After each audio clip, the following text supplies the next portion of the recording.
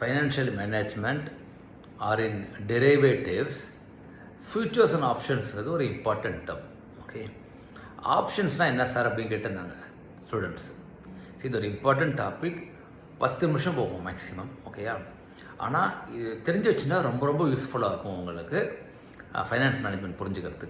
ஓகேயா, சரி, இப்போ நீங்கள் லாஸ்ட்டு பட்ஜெட் எடுத்தீங்கன்னா கூட ஃபைனான்ஸ் மினிஸ்டரோ இல்லாட்டி என்எஸ்சி, அதாவது நேஷ்னல் ஸ்டாக் எக்ஸ்சேஞ்சோ இல்லாட்டி SEBI, securities and exchange board of இந்தியாம்பாங்க, அவங்க தான் கண்ட்ரோல் பண்ணுறாங்க இந்த கேபிட்டல் மார்க்கெட்டை.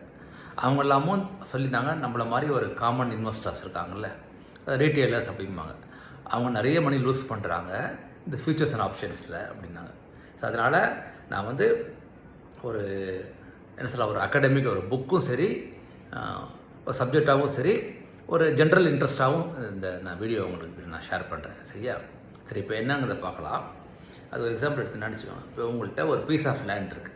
ஓகே, அதனுடைய அவுட்புட், அதாவது அதனுடைய என்ன சொல்லலாம், கரெக்டாக ரெயின்ஃபால் வந்து பூச்சியில் அதுவும் வராமல் இருந்ததுன்னா 100 கிலோ வரும்னு வச்சுக்கோங்க அவுட்புட். 100 கிலோ அரிசி வரும். ஓகேயா, ஆனால் உங்களுக்கு தெரியும் லாஸ்ட் ஒரு 10 வருஷமாக வந்து ஆவரேஜாக 75 கிலோஸ் தான் வந்திருக்கு அவுட்புட். ஓகே, இதுதான் பேக்ரவுண்டு. அதோட மேக்ஸிமம் கெப்பாசிட்டி 100, ஆவரேஜாக 75 தான் வருது. ஓகே, இப்போ ஆர்டர்ஸ் எடுக்கிறீங்க கஸ்டமர்கிட்டேருந்து. ஸோ அப்போ என்ன பண்ணுவீங்க, எவ்வளோ வரைக்கும் நீங்கள் கமிட் பண்ணிப்பீங்க? கரெக்ட், பிஸ்னஸ் மேன் வந்து 75 வரைக்கும் தான் கமிட் பண்ணிப்பார். கரெக்டாக, ஏன்னா அந்த ஆர்டர் எடுத்துகிட்டு கன்ஃபர்மேஷன் கொடுத்து அட்வான்ஸை வாங்கிட்டு இந்த டெலிவரி தரேன்னு சொல்லிட்டு டாக்குமெண்ட்லாம் சைன் பண்ணி ப்ராப்பராக வந்து 75 கிலோஸ்க்கு கொடுத்துருவீங்க. ஓகேயா, ஆனால் உங்களுக்கு மைண்டில் தெரியும் இன்னொரு 10 கிலோ வரும் எக்ஸ்ட்ரா, ஆனால் அது எப்படி பண்ணுறதுன்னு யோசிச்சுப்பீங்க. அப்போ உங்கள் அசிஸ்டன்ட் சொல்லுவீங்க, ஏய் யாராவது ஊரில் இருக்காரா பாருங்கள், அவருக்கு டிமாண்ட் வந்தால் இந்த 10 கிலோ நம்மள்ட்ட வந்து வாங்குற மாதிரி. சரி, நீங்கள் பிஸ்னஸில் எடுத்துட்டிங்கன்னா ஒரு கடைக்குள்ளே நீங்கள் போகிற மாதிரி தான். ஷாப்பிங் மாலில் போகிறீங்கன்னா either you buy or don't buy. கரெக்டாக, இந்த மாதிரி ஒரு ஆப்ஷன்லாம் கிடையாது. இந்த புக்கிங் பண்ணுற மாதிரிலாம் புக்கிங் பண்ணாலும் நீங்கள் சைன் பண்ணி நீங்கள் வாங்குறீங்க. கரெக்டாக அது. ஸோ இப்போ அந்த மாதிரி ஒரு எக்ஸாம்பிள் எடுத்துக்கலாம். ஒரு கேட்ரிங் கான்ட்ராக்டர், அவர் என்ன பண்ணுறாரு, அவருடைய மைண்டில் வந்து இல்லை நமக்கு இந்த தடவை ஆர்டர் வந்தாலும் வரலாம் எக்ஸ்ட்ரா. ஓகே, நமக்கு இந்த மாதிரி யாராவது இருக்காங்களா பாருங்கள் டெலிவரி பண்ணுறதுக்கு, நமக்கு வேணும்னா 10 கிலோ கொடுப்பார் அவர். ஸோ இப்போ கரெக்டாக மாட்டின்னுச்சு உங்களுக்கு. ஸோ இப்போ நீங்கள் அவர்கிட்ட ஒரு பிஸ்னஸ் டீல் போடுறீங்க. என்னென்னு, என்கிட்ட அவுட்புட் வந்ததுன்னா, இல்லை அவர் தான் கேட்பார், எனக்கு 10 கிலோ அரிசி தேவையாக இருக்கும், தேவையானால் நான் 50 ரூபா கொடுத்து வாங்குறேன் அப்படிம்பார் அவர். சரி, எந்த பிஸ்னஸ் மேனும் ஓகேன்னு ஒத்துக்க மாட்டாங்க, ஏன்னா he want some fees for that. அப்போ என்ன சொல்லுவார், நீங்கள் தான் லேண்ட் வச்சுருக்கீங்கல்ல, சரி உங்களுக்கு டிமாண்ட் வந்ததுன்னா கொடுக்குறேன். ஓகே, அப்போ அதுக்கு வந்து ஒரு ஃபீ கொடுக்கணும். இல்லாட்டி சே 5 ரூபான்னு வச்சுக்கோங்க, 5 rupees premium, that's called premium. So நீங்கள் ஒரு கூப்பன் இஷ்யூ பண்ணி கொடுத்துட்டீங்க அவர்கிட்ட. ஸோ அந்த கூப்பனில் என்ன இருக்குது, the buyer has the full rights. என்ன ரைட்ஸ் இருக்குது, அவருக்கு டிமாண்ட் வந்தால் உங்கள்கிட்ட வந்து ஓகே 50 rupees per கிலோன்னு சொல்லிட்டு 10 கிலோ வாங்கிட்டு போகிறதுக்கு அவருக்கு ஃபுல் ரைட்ஸ் இருக்குது. ஓகே, அவர் சப்போஸ் டிமாண்ட் வரலன்னா என்ன பண்ணுவார், அந்த கூப்பனை தூக்கி போட்டுருவார், லாட்ரி டிக்கெட் வாங்குற மாதிரி கிழிச்சு போட்டுருவார். ஸோ உங்களை பொறுத்த வரைக்கும் அவர் வந்து கேட்டால் கொடுக்கணும், கேட்கலன்னா 5 ரூபா உங்கள் பேக்கெட்டில் போட்டுட்டு வரலாம். இதுதாங்க, this is called option. That means நீங்கள் ஒரு டெலிவரி கமிட் பண்ணிக்காமல் ஆனால் ஒரு ஆர்டர் எடுத்துகிட்டு இருக்கீங்க. சப்போஸ் அவருக்கு தேவையாக இருந்தால், அப்படி தேவையாக இருந்தால் நீங்கள் கொடுத்தே ஆகணும். ஓகேயா, இதுதான் underlying condition. So this is called option. ஓகேயா, சரி, இப்போ என்ன நடக்கிறதுன்னு பார்க்கலாம். இப்போ இந்த சீசன் வந்துடுச்சு, அந்த விளைச்சல்லாம் வந்துடுச்சு. இப்போ அவுட்புட் என்ன இருக்குது, அவுட்புட் என்ன வருதுங்கிறது அப்புறம் பார்த்துக்கலாம். ஃபஸ்ட்டு இப்போ அந்த கான்ட்ராக்டர் இருக்கார்ல, அவருக்கு டிமாண்ட் வருதா இல்லையா பார்க்கலாம். சரி, ஒரு 3 or 4 பாசிபிலிட்டிஸ். ஃபஸ்ட்டு பாசிபிலிட்டி, அவர் எதிர்பார்த்த மாதிரி ஒரு கேட்ரிங்கோ மேரேஜோ டிமாண்ட் எதுவும் வரல. ஓகேயா, அப்போ அவர் என்ன பண்ணுவார், உங்கள்கிட்ட ஃபோன் பண்ணி, சார் அந்த கூப்பன் நான் வாங்கினேன்ல, எனக்கு வந்து டிமாண்ட் எதுவும் வரல, எனக்கு வேண்டான்ட்டுருவார். ஸோ நீங்கள் என்ன பண்ணுவீங்க, சார் வேண்டான்னா நான் 5 ரூபா நான் திரும்ப தர மாட்டேன் சார் அப்படின்றவீங்க. ஃபைன், அவரும் ஓகேன்றவார். ஸோ அவர் அந்த கூப்பனை கிழிச்சு போட்டுருவார். இது லாட்ரி டிக்கெட் மாதிரி அவர் வாங்கினார், ப்ரைஸ் வேலை கிழிச்சு போட்டார். ஸோ உங்களை பொறுத்த வரைக்கும் 5 ரூபா லாபம். ஓகே, இது ஃபஸ்ட்டு சினாரியோ. இப்போ செகண்ட் சினாரியோ, அவருக்கு இந்த டிமாண்ட் வந்திருக்கு.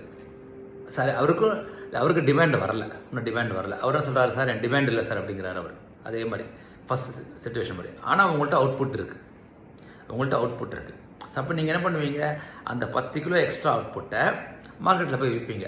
ஆனால் விற்கும்போது நீங்கள் ஏற்கனவே 5 rupees வாங்கிட்டீங்களே அந்த கேட்ரிங் ஆல்ட்டது. ஸோ உங்களுக்கு 45 விற்றால் கூட ஓகே உங்களுக்கு. ஏன்னா 5 ரூபா வாங்கிட்டீங்க. ஸோ 45 விற்றால் கூட நீங்கள் 50 ரூபாய்க்கு விற்றா மாதிரி கணக்கு. ஸோ செகண்ட் சிச்சுவேஷனில், ஃபஸ்ட் சிச்சுவேஷன் அவருக்கு டிமாண்ட் வரல, உங்களுக்கும் அவுட்புட் வரல, 5 ரூபா உங்களுக்கு. செகண்ட் சிச்சுவேஷனில் அவருக்கு டிமாண்ட் வரல, ஓகே, அவர் வேண்டான்ட்டார், 5 ரூபா உங்களுக்கு. ஆனால் அவுட்புட் வந்து அவுட்புட்டை விற்றுட்டீங்க. You may be selling it for 45, 46, 47, 48, 49, 50. அது டசன்ட் மேட்டர். ஸோ உங்களுக்கு நீங்கள் 45 விற்றீங்கன்னா ஒன்றும் பிரச்சனை இல்லை, 45 வந்துடும். இந்த 5 ரூபா உங்களுக்கு 50 வந்துடுச்சு. ஓகேயா? சரி, இப்போ இது ஓகே. இப்போ மூணாவது சிச்சுவேஷன் தான் முக்கியம், அதுதான் இப்போ பார்க்க போகிறோம். அவருக்கு டிமாண்ட் இருக்குது, ஓகேயா? அப்போ உங்கள்கிட்ட கேட்குறாரு, வந்துடுறாரு கரெக்டாக அந்த ஆப்ஷன் டே அன்றைக்கி வராரு. இல்லாட்ட சேர்ந்த ஆப்ஷன் வந்து ஒரு 2 months தரீங்கன்னு வச்சுக்கோங்க டைம். ஸோ அந்த செகண்ட் மந்த் லாஸ்ட் டே வராரு. சார் 10 கிலோ கொடுங்க சார், எனக்கு 50 ரூபா ஒரு கிலோ எனக்கு ஆர்டர் வந்திருக்கு ஒன்று. இப்போ அவர் வந்து கேட்கும்போது 2 சிச்சுவேஷன் இருக்கலாம். என்ன, உங்கள்கிட்ட அவுட்புட் இருந்திருக்கலாம், இல்லாட்டி இல்லாமல் இருந்திருக்கலாம். ஓகே, அதையும் பார்க்கலாம். உங்கள்கிட்ட அவுட்புட் இருந்தால் பிரச்சனையே கிடையாது, நீங்கள் கொடுத்துருவீங்க, ஹாப்பியாக கொடுத்துருவீங்க. அவர் 5 ரூபா ஏற்கனவே கொடுத்துறாரு, மிச்சம் 45 கொடுத்துட்டு வாங்கி போயிடுவார் உங்கள்கிட்ட. இது that means it's normal business, correct? That is a normal business. உங்கள்கிட்ட அவுட்புட் இருக்குது, அவர் வந்து வாங்கி போயிட்டார். இப்போ ஸோ இது தேர்ட் சிச்சுவேஷன். இப்போ ஃபோர்த்து சிச்சுவேஷன், அதாவது தேர்ட்லேயே 2ஆக பிரிச்சுக்கணும்.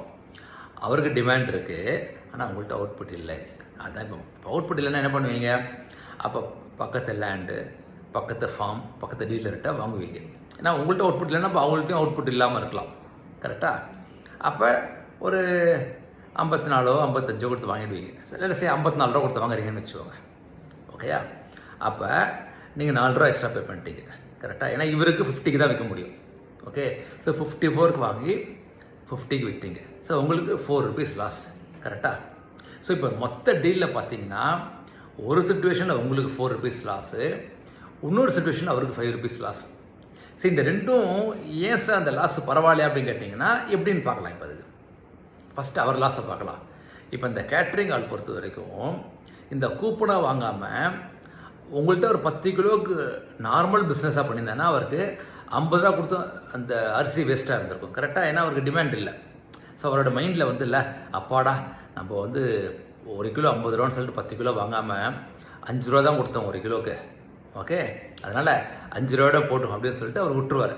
தட் மீன்ஸ் அவரை பொறுத்த வரைக்கும் அவர் வந்து அது லாஸாக இருந்தாலும் அந்த பெரிய 50 rupees லாஸை அவாய்ட் பண்ணி 5 rupees தான் லாஸ் பண்ணிட்டார், ஓகேயா? அதனால் அவரை பொறுத்த வரைக்கும் வந்து அந்த டிமாண்ட் வரலைன்னா 5 rupees is ready to lose that money.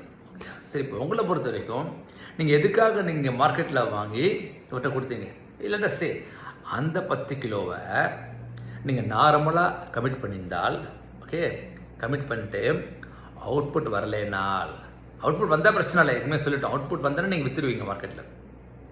Output வரவில்லை என்றால் லேட்டஸ்டே ஒரு பெனால்ட்டி இருக்குன்னு வச்சுக்கோங்க. சும்மா ஒரு எக்ஸாம்பிளுக்கு ஒரு 20% பெனால்ட்டி இருக்குது.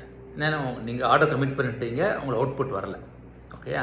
அப்போ 10 ரூபா பெனால்ட்டி வருது. அப்போ உங்கள் மைண்டில் வந்து இல்லை, இவர்கிட்ட நம்ம எக்ஸ்ட்ரா எவ்வளோ பே பண்ணோம், 3 or 4 rupees பே பண்ணோம். 4 rupees பே பண்ணி டெலிவரி பண்ணிட்டோம் யார்கிட்ட, இந்த கேட்ரிங் ஆள்கிட்ட. ஸோ நமக்கு 4 rupees லாஸோட போயிடுச்சு. அதே நம்ம கமிட் பண்ணியிருந்தால் நமக்கு 10 ரூபா லாஸ் நமக்கு, ஓகேயா? ஸோ அதனால் நமக்கு 6 rupees சேவிங், கரெக்டாக? இதுதானே பிஸ்னஸ் மேன் ஆங்கிளில் பார்த்தா. ஏன்னா அந்த பெனால்ட்டி பே பண்ணல, மார்க்கெட்டில் வாங்கி கொடுத்துட்டாரு. ஸோ நீங்கள் எந்த சிச்சுவேஷனில் பார்த்தாலும் 2 பேருக்குமே ஒரு ஸ்மால் லாஸ் தான். ஆனால் அவங்க ஒரு ரீசனோடு தான் இந்த கூப்பனை பண்ணாங்க. சி, அவர் வந்து டிமாண்ட் வந்தாலும் வரும்னு சொல்லிட்டு பண்ணார். அதே மாதிரி உங்களுக்கு அவுட்புட் வந்தாலும் வரும்னு சொல்லிட்டு கொடுத்தீங்க, ஓகேயா? இந்த மாதிரி 2 பேருமே ஒரு ரீசன் இல்லாட்டி பர்பஸ் அப்படிம்பாங்க, PURPOSE. பர்பஸ்னால் ஒரு காரணம் இருந்து பண்ணினால் இந்த ஃபியூச்சர்ஸ் அண்ட் ஆப்ஷன்ஸில் லாஸ் எதுவும் வராது. அது லாஸ் வராதுன்னு என்ன அர்த்தம்னா, இந்த லாஸ் வந்தாலும் உங்களுடைய பிஸ்னஸோட இன்கமோட அது அட்ஜஸ்ட் ஆகிடும். ஏன்னா நீங்கள் மிச்சம் இருக்கிற 75 கிலோஸ் விற்றீங்கல்ல 50 ரூபாய்க்கு, அதில் லாபம் வந்துருக்கும்ல, அந்த லாபத்தில் உங்களுக்கு கொஞ்சோண்டு நஷ்டம், கரெக்டாக? அப்போ யார் சார் லூஸ் பண்ணுறாங்க அப்படின்னா, இப்போ எங்கிட்ட லேண்டே கிடையாது, ஓகே, எங்கிட்ட அவுட்புட்டே வரப்போகிறதில்ல. நான் போயிட்டு இந்த கூப்பனை விற்றேன்னு வச்சுக்கோங்க, 10 கிலோ கூப்பனை விற்கிறேன், ஓகே? அப்போ 2 சிச்சுவேஷன் பார்க்கலாம். 4 சொல்லிட்டேன் ஏற்கனவே. அதில் தான் 2 சுச்சுவேஷன். ஓகே, ஃபஸ்ட்டு சுச்சுவேஷன் வந்து அந்த அவருக்கு டிமாண்ட் வரலை. ஓகே, என்கிட்ட நிலமும் கிடையாது, அரிசியும் கிடையாது, ஆனால் கூப்பனை விற்றுட்டேன். ஓகே, அப்போ அவர் வேணாம் சொல்லிட்டார்ல, நமக்கு லாபம், இது மாதிரி சின்ன சின்ன லாபம் வரும். ஆனால் எப்போவாவது ஒரு தடவை இது மாதிரி நீங்கள் எவ்ரி இயர் பண்ணுறீங்கள, எப்போயாவது ஒரு தடவை அவர் வந்து கேட்பார், சார் கொடுங்க சார் அப்படிம்பார் 10 கிலோவை. ஆனால் உங்கள்கிட்ட எதுவுமே கிடையாது, இது நீங்கள் மார்க்கெட்டில் வாங்க போகிறோம். அந்த இயர் பார்த்துட்டுல என்ன ஆகும், சப்போஸ் உங்களுக்கு அங்கே வறட்சி, அங்கே ஃப்ளட்டு, அவுட்புட்டே இல்லை. ஓகே, அப்போ என்ன ஆகும், நீங்கள் மார்க்கெட்டில் போயிட்டு ஒரு 80 ரூபா 90 ரூபா கொடுத்து வாங்கணும் 1 கிலோ. ஒரு வழியே கிடையாது. ஏன்னா இவர்கிட்ட நீங்கள் 50 ரூபாய்க்கு தரேன் அப்படின்ட்டீங்க. சரி, இப்போ என்னாச்சு, இதில் உங்கள்கிட்ட லேண்டு, உங்கள்கிட்ட அவுட்புட் இல்லாமல் நீங்கள் செல் பண்ணிட்டீங்க. So that is called selling without underlying asset இல்லாமல். சரி, டிரைவேட்டிவ்ங்கிறது ஒரு அசட்லேருந்து டிரைவ் பண்ணுறது. அசட்லேருந்து டிரைவ் பண்ணால் தட்ஸ் கால் டிரைவேட்டிவ். உங்கள்கிட்ட லேண்டும் இல்லை, அவுட்புட்டும் இல்லை, ஆனால் விற்றுட்டீங்க அவர்கிட்ட. அப்போ நீங்கள் மார்க்கெட்லேருந்து வாங்குவீங்க தெரியுமா, 90 ரூபா கொடுத்து. அப்போ என்னாச்சு, நீங்கள் 2-3 வருஷம் வந்து 5-5 ரூபா வாங்கி பேக்கெட்டில் போட்டுட்டீங்க. ஓகே, ஆனால் 4வது வருஷம் 90 ரூபா கொடுத்து வாங்குனீங்க. ஸோ நீங்கள் 90 ரூபா கொடுத்து வாங்கி இவருக்கு என்ன விலைக்கு விற்கிறீங்க, ஏன்னா 50க்கு கமிட் பண்ணிட்டீங்க. அப்போ 40 ருபீஸ் லாஸ். ஸோ அப்போ என்னாச்சு, 2 வருஷமோ 3 வருஷமோ அந்த வருஷத்தை வந்து டேஸ்ன்னு வச்சுக்கலாம், அது ஒரு பிஸ்னஸ் டீல்னு வச்சுக்கலாம். ஸோ நீங்கள் 3 பிஸ்னஸ் டீலில் 5-5 ரூபா வாங்கி பேக்கெட்டில் போட்டுருந்தீங்க. 4வது பிஸ்னஸ் டீலில் மொத்தமாக எடுத்து அதோட லாஸ் ஆச்சு. ஏன்னா நீங்கள் 90 ரூபாய்க்கு வாங்கி வெட்ட கொடுக்கணும். ஸோ ஏன் இந்த ஆப்ஷன்ஸ் லாஸ் ஆகுது அப்படின்னா, ஓகே, நான் முதல்ல சொன்ன எக்ஸாம்பிளில் லாஸ் கிடையாது. It is like a part of the business cost. Correct. ஏன்னா அந்த கேட்ரிங் ஆளுக்கும் ஒரு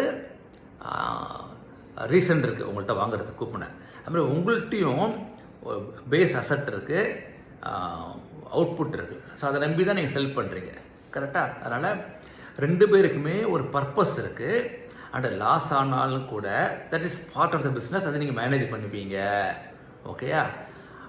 ஸோ இந்த அண்டர்லைங் அசட் இல்லாமல் நிறைய ரீட்டெயிலர்ஸ் விற்கிறாங்க. அப்படி விற்கும்போது அப்போ 90 ரூபாய்க்கு வாங்கினால அவங்க மாட்டிப்பாங்க. ஸோ அதனால தான் இந்த ஃபியூச்சர்ஸ் அண்ட் ஆப்ஷன்ஸுங்களை வந்து அண்டர்லைங் இல்லாமல் விற்கிறது தான் இப்போ இந்த அதாவது இந்த பட்ஜெட்டில் இந்த ஃபைனான்ஸ் மினிஸ்டர் எவ்ரிபடி இஸ் என்ன சொல்லலாம், கம்ப்ளைனிங் ஆர் இது warning the investors you are losing money சொல்லிட்டு. ஸோ அண்டர்லைங் அசட் இல்லாமல் விற்கும்போது தான் இந்த ஆப்ஷன்ஸை வந்து நம்ம பிரச்சனை வருது. ஓகே. ஸோ இந்த ஆப்ஷன்ஸுங்கிறது என்னது, ஒரு பர்பஸ் இருக்கணும். யாருக்கு, பையருக்கு. செல்லருக்கு என்ன இருக்கணும், கரெக்ட், ஒரு அண்டர்லைங் அசட் இருக்கணும். ஸோ இந்த 2 இருந்ததுன்னா நம்ம வந்து ஏற்கனவே சொல்லியிருக்கேன், லாஸோ ப்ராஃபிட்டோ முக்கியம் இல்லை, அது part of the business cost ஆகிடும். அது அவங்க சமாளிச்சுப்பாங்க. ஆனால் நம்ம மாதிரி இன்வெஸ்டர் இல்லை, லேண்டு இல்லாமல் அவுட்புட்டு இல்லாமல் வித்தனை வச்சுவாங்க, that loss is a full loss for us. ஏன்னா நமக்கு வந்து இதுவுமே கிடையாது, நம்மள்ட்ட அசட் கிடையாது. நம்மள்ட்ட நம்ம 90 ரூபாய்க்கு வாங்கி விட்டு 50 ரூபாய்க்கு விற்கிறோம், 40 ரூபா லாஸு. 2 தடவையோ 3 தடவையோ 5-5 ரூபா வாங்கி போட்டுட்டோம், மிச்சம் எல்லாத்தையும் எடுத்துட்டு விடுச்சு. சரியா. அதனால் இந்த ஃபியூச்சர்ஸ் அண்ட் ஆப்ஷன்ஸை வந்து ஆல்வேஸ் வந்து அண்டர்லைன் கூட பண்ணால்தான் it is part of the business. ஓகேயா. தேங்க்யூ.